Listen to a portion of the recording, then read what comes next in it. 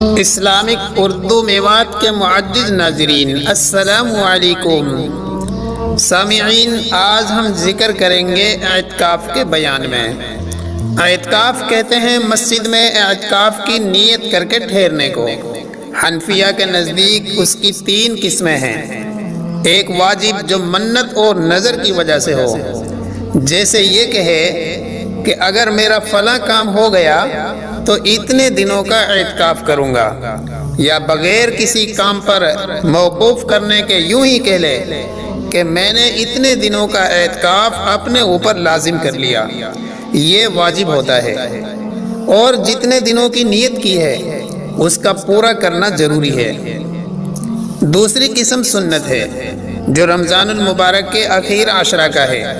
نبی کریم صلی اللہ علیہ وسلم کی عادت شریفہ ان ایام کے اعتکاف فرمانے کی تھی۔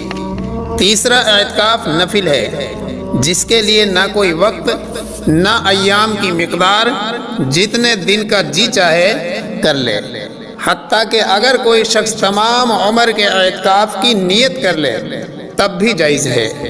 البتہ کمی میں اختلاف ہے کہ امام صاحب کے نزدیک 1 دن سے کم کا جائز نہیں، لیکن امام محمد رحمۃ اللہ علیہ کے نزدیک تھوڑی دیر کا بھی جائز ہے، اور اسی پر فتویٰ ہے۔ اس لیے ہر شخص کے لیے مناسب ہے کہ جب مسجد میں داخل ہو اعتکاف کی نیت کر لیا کرے کہ اتنے نماز وغیرہ میں مشغول رہے، اعتکاف کا ثواب بھی ملتا رہے۔ اعتکاف کا بہت زیادہ ثواب ہے، اور اس کی فضیلت اس سے زیادہ کیا ہوگی کہ نبی کریم صلی اللہ علیہ وسلم ہمیشہ اس کا اہتمام فرماتے تھے۔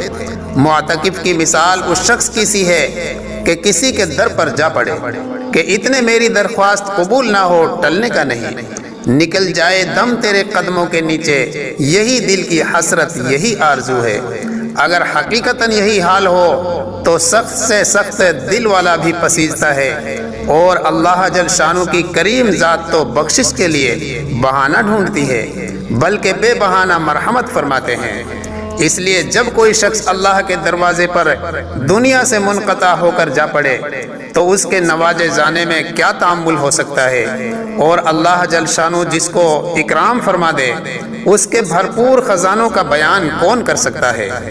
ابن قیم رحمۃ اللہ علیہ کہتے ہیں کہ اعتکاف کا مقصود اور اس کی روح دل کو اللہ کی پاک ذات کے ساتھ وابستہ کر لینا ہے، کہ سب طرف سے ہٹ کر اسی کے ساتھ مجتمع ہو جائے، اور ساری مشغولیوں کے بدلے میں اسی کی پاک ذات سے مشغول ہو جائے، اور اس کے غیر کی طرف سے منقطع ہو کر ایسی طرح اس میں لگ جاوے کہ خیالات تفکرات سب کی جگہ اس کا پاک ذکر، اس کی محبت سما جائے، حتیٰ کہ مخلوق کے ساتھ انس کے بدلہ اللہ کے ساتھ انس پیدا ہو جائے، کہ یہ انس قبر کی وحشت میں کام دے، کہ اس دن اللہ کی پاک ذات کے سوا نہ کوئی مؤنس نہ دل بہلانے والا۔